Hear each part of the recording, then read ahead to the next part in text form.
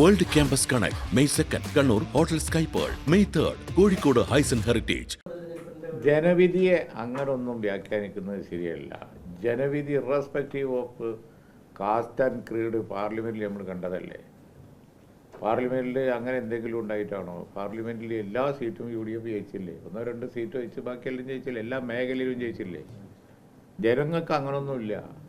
ജനങ്ങൾ വോട്ട് ചെയ്യുമ്പോൾ ഇതൊക്കെ നോക്കിയിട്ടല്ല വോട്ട് ചെയ്യുക. ജനങ്ങൾ വോട്ട് ചെയ്യുന്നത് ഇപ്പോൾ ഉള്ള സംവിധാനത്തിലുള്ള അസംതൃപ്തിയും വരുന്ന സംവിധാനത്തെക്കുറിച്ചുള്ള പ്രതീക്ഷയും അടിസ്ഥാനമാക്കിയാണ്. അങ്ങനെയല്ലേ കേരളം വോട്ട് ചെയ്തിടത്തോളം വോട്ട് ചെയ്തിട്ടുള്ളത്? നിങ്ങൾ കണ്ടതല്ലേ.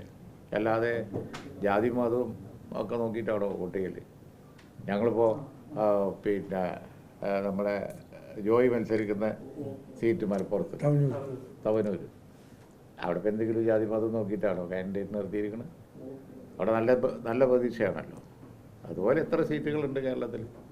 അങ്ങനൊന്നുമില്ല. ജാതി മതം ഏകീകരണമൊന്നുമല്ല വിഷയം. ജനങ്ങളെ പിന്നെ പിന്തുണയാണ് പ്രശ്നം. UDF അധികാരത്തിൽ വരുമെന്നുള്ള പ്രതീക്ഷ നിലനിൽക്കുന്ന സാഹചര്യത്തിൽ മുഖ്യമന്ത്രി സ്ഥാനവുമായി ബന്ധപ്പെട്ട് ചില ചർച്ചകൾ വ്യാപകമായി നടക്കുന്നു. അത് ഒരു അതിരുവിടുന്നു എന്നുള്ള അഭിപ്രായങ്ങളും ഉയർന്നു വരുന്നുണ്ട്. ഈ വിഷയം കമ്മിറ്റി ചർച്ച ചെയ്തിരുന്നു. അല്ല, അത് സംബന്ധിച്ച് ഞങ്ങളുടെ നിലപാട് ഞങ്ങളുടെ സംസ്ഥാന പ്രസിഡന്റ് യാതൊരു അർത്ഥശങ്കക്കും ഇടയില്ലാത്ത വിധം ഇന്നലെയും വ്യക്തമാക്കിയിട്ടുണ്ട്. അതായത് ഇപ്പോൾ നടക്കുന്ന ചർച്ചകളൊന്നും ഞങ്ങൾ കാര്യമാക്കുന്നില്ല. അത്തരം ചർച്ചകളൊക്കെ കേരളത്തിലുണ്ടാവും. ഇപ്പോൾ തെരഞ്ഞെടുപ്പ് കാലത്ത് ആ ചർച്ച LDFിലായിരുന്നു. എന്തെല്ലാം തരം ചർച്ചകളാണ്, ആൾ ഒഴിഞ്ഞു പോക്കും വരവും എന്തെല്ലാം ഉണ്ടായിരുന്നു. തെരഞ്ഞെടുപ്പ് കഴിഞ്ഞപ്പോൾ സ്വാഭാവികമായി അവർ ഇനിയിപ്പോൾ മുഖ്യമന്ത്രി സ്ഥാനം ചർച്ച ചെയ്തിട്ട് കാര്യമില്ല. അപ്പോൾ ഇപ്പുറത്ത് കുറച്ച് ചർച്ചയൊക്കെ ഉണ്ടാകും, അതങ്ങനെ നടക്കും. പക്ഷേ ഞങ്ങളുടെ നിലപാട് ഇന്നലെ സംസ്ഥാന പ്രസിഡന്റ് പറഞ്ഞിട്ടുണ്ട്. റിസൾട്ട് വന്നിട്ട് UDFന് ഒരു സിസ്റ്റം ഉണ്ട്, ഒരു മെത്തേഡ് ഉണ്ട്. ആ UDFിൻ്റെ മെത്തേഡ് അനുസരിച്ച് ഏറ്റവും വലിയ കക്ഷി, മുന്നണിക്ക് നേരിടുന്ന കക്ഷി എന്നുള്ള ആൾക്ക് കോൺഗ്രസ് പാർട്ടിയിൽ നിന്നായിരിക്കും മുഖ്യമന്ത്രി ഒന്ന്. രണ്ടാമത് UDFിൻ്റെ മുഖ്യമന്ത്രിയാവുമ്പോൾ ഭൂരിപക്ഷം ഉണ്ടെങ്കിൽ UDF ഘടകകക്ഷികളുമൊക്കെ ആയിട്ട് കോൺഗ്രസ് നേതൃത്വം ചർച്ച ചെയ്യും. ഇത് ആദ്യത്തെ പ്രാവശ്യമൊന്നുമല്ലല്ലോ കേരളത്തിൽ ഗവൺമെൻറ് ഉണ്ടാക്കുന്നത്. നിങ്ങൾക്ക് അറിയുന്നതല്ലോ, കീഴ്വഴക്കമുണ്ടല്ലോ. അതിനുള്ള കീഴ്വഴക്കങ്ങളുണ്ടല്ലോ. ആ കീഴ്വഴക്കനുസരിച്ച് തിരുവനന്തപുരത്തും ഡൽഹിയിലും ഒക്കെ ചർച്ച ചെയ്തിട്ടാണ് ഗവൺമെൻറ്റുകൾ രൂപീകരിച്ചിട്ടുള്ളത്. അതുകൊണ്ടാണ് പാണക്കാട് തങ്ങൾ 2 വാക്കിൽ ഒതുക്കിയത്. ഇലക്ഷൻ റിസൾട്ട് വരട്ടെ, അതിനൊരു സിസ്റ്റം ഉണ്ടല്ലോ, ആ സിസ്റ്റം അനുസരിച്ച് കാര്യങ്ങൾ നടക്കും എന്ന് പറഞ്ഞു. ജനവികാരം പരിഗണിക്കൂല എന്ന് ആർക്കെങ്കിലും പറയാൻ പറ്റുമോ? കോൺഗ്രസ് ലീഡർഷിപ്പ് ജനവികാരമൊക്കെ പരിഗണിച്ച് തന്നെയായിരിക്കും തീരുമാനമെടുക്കുക എന്നുള്ളത് സംസ്ഥാന പ്രസിഡന്റ് ഇന്നലെ പറഞ്ഞിട്ടുണ്ട്.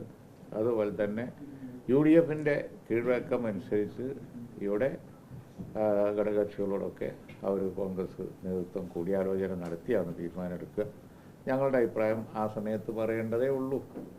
ലീഗിൻ്റെ മാത്രമല്ല, ഏത് ഘടകകക്ഷിയുടേതായാലും അപ്പം പറയേണ്ടതേ ഉള്ളൂ. ഇപ്പോൾ നടക്കുന്ന ചർച്ച എന്ന് പറഞ്ഞാൽ കുറച്ച് ചർച്ച ചെയ്യുന്നതാണ്, കുറച്ച് നിങ്ങൾ ചോദിച്ചുണ്ടാക്കുന്നതാണ്, അതെല്ലാം കൂടിയാണത്. നമുക്കറിയാലോ. ഞങ്ങളതിൽ പങ്കെടുക്കണ്ട എന്നാണ് തീരുമാനം.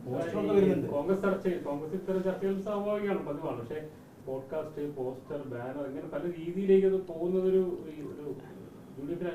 ജനവിധിയോടുള്ളൊരു അല്ല, അങ്ങനെയൊന്നുമില്ല. അത് നിങ്ങൾ വ്യാഖ്യാനിക്കുന്നതാണ്. ഓരോരുത്തർ പിന്നെ അവരവരുടെ എന്താ പറയുക കാഴ്ചപ്പാടുകളും അച്ചീവ്മെൻറ്റും ഒക്കെ പറയുന്നത്. ഞാൻ തന്നെ ഒന്ന് പറയാൻ പോയിരുന്നു, പിന്നെ ചിലപ്പോൾ നിങ്ങൾ ദുർവ്യാഖ്യാനം ചെയ്യേണ്ടെന്ന് വിചാരിച്ചു പിന്നെ വേണ്ട വെച്ചതാ.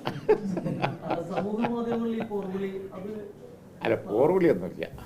പോർവിളി ഉണ്ടെങ്കിൽ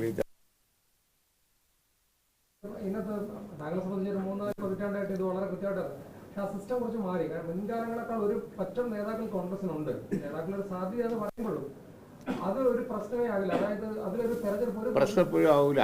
കാരണം കോൺഗ്രസിനെ സംബന്ധിച്ചാണ് ചോദിക്കുന്നതെങ്കിൽ അതിന് ശക്തമായ ലീഡർഷിപ്പ് ഉണ്ട്.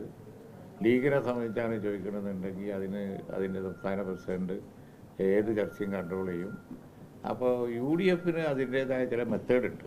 ഇപ്പോൾ LDF-ൽ വല്ല പ്രശ്നമുണ്ടെങ്കിൽ അതവിടെ കിടന്ന് മുഴങ്ങി അവസാനം നമ്മൾ പുറത്തറിയുമ്പോഴേക്ക് വൈകിട്ടുണ്ടാവും, അസുഖം മൂത്തിട്ടുണ്ടാവും. അങ്ങനെയല്ല ഇപ്പോൾ നമ്മൾ ഇലക്ഷൻ കാലത്ത് കണ്ടല്ലോ. മറ്റ് ജനാധിപത്യപര രീതിയിൽ പ്രവർത്തിക്കുന്ന ചില പാർട്ടികളിലൊക്കെ ചർച്ച ചെയ്തിട്ട് പിന്നെ സുതാര്യമായി പോകും.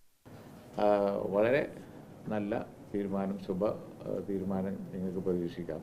ഇലക്ഷൻ കഴിയട്ടെ. ഞങ്ങൾക്കിപ്പോൾ നടക്കുന്ന ചർച്ചയെക്കുറിച്ചൊന്നും അങ്കലാപ്പൊന്നുമില്ല. ഇലക്ഷൻ റിസൾട്ട് വന്നിട്ട് UDF-ൻ്റെ ഒരു മെത്തേഡ് അനുസരിച്ച് കോൺഗ്രസ് പാർട്ടി ചർച്ച ചെയ്ത് അവരുടെ തീരുമാനം, അതുപോലെ തന്നെ അവരുടെ കാഴ്ചപ്പാട് ഞങ്ങളുമായിട്ട് ഷെയർ ചെയ്ത് ഞങ്ങളുമായിട്ടുള്ള ചർച്ച, അതിന് കോൺഗ്രസിൻ്റെ ലീഡർഷിപ്പ് അപ്പുറത്തെ കസേരയിലുണ്ടാവും, ഞങ്ങൾ ഇപ്പുറത്തെ കസേരയിലുണ്ടാവും. എല്ലാവരും വേറെ വേറെ ചർച്ച ചെയ്യാനുണ്ടാവും. ഉദയകക്ഷി എന്നല്ല ഇതിന് പറയൽ. പിന്നെ അത് ഉദയകക്ഷി കഴിഞ്ഞിട്ട് പിന്നെ ഒന്നിച്ചുള്ള ചർച്ചകളുണ്ടാവും. UDF-ൻ്റെ ഘടകകക്ഷികളൊക്കെ കോൺഫിഡൻസിലെടുത്ത് ജനവികാരം മാനിച്ച് അവരുടെ തീരുമാനം ഉണ്ടാവും.